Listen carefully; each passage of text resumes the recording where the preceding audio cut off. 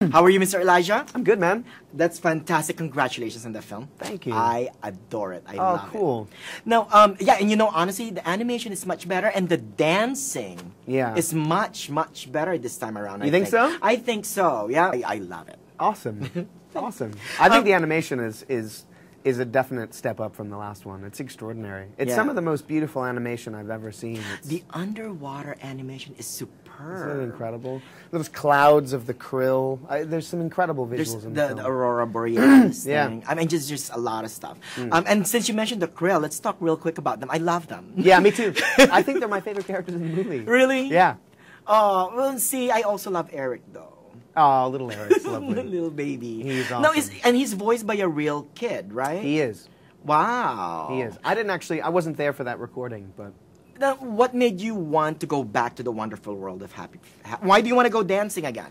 Well, I loved the experience of making the first one. I loved the first film. I loved working with George and with Robin Williams, and it was an extraordinary experience. And George called me before I read the script for this, and he told me about the story. And he basically said, "Look, we never wanted to make a sequel just to make a sequel, and we really feel like we have a genuine story to tell, and we're excited about it." And he told me the story, and it sounded wonderful, especially as Mumble being a father and struggling to sort of find a relationship with his son and be the best father that he can be, and some of the environmental issues and messages that are sort of interwoven in a kind of organic way.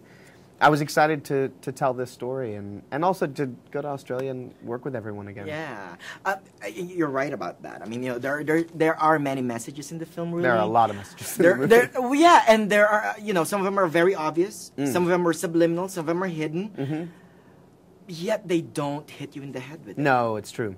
Right, just like the first one. It doesn't feel like it's preaching to you. It's organic. Yeah, it is. Right. You guys all worked together? Yeah, we did. The majority of us all went to Australia and worked for a month, and we were all in one room together. Yeah. What's your favorite message of the film? Oh, there's so many. I know. I don't know. I love that message of that. It's a very empowering message. That notion of that anybody, no matter how insignificant they may feel, can make an impact.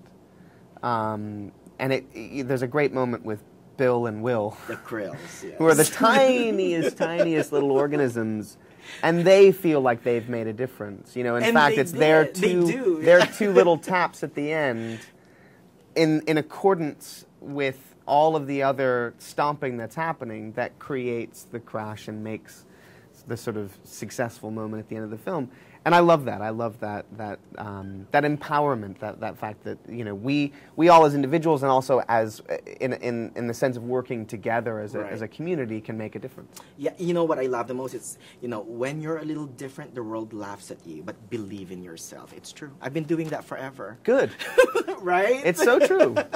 Right. It's so true, and it's also our differences that make us special and unique. And individuals. Right. We don't want to be like everyone else. Real quick, going from happy feet to hairy feet. How's give us Good a little transition. I know, right? Give us a little hint of the habit. What should we look forward to an unexpected journey? Oh God, it's extraordinary. Well, I mean, it's a return to Middle Earth. There's going to be a lot that will be familiar to people. There are characters that have returned. But it's also the story of Bilbo. It's the story of Bilbo's journey with 13 dwarves.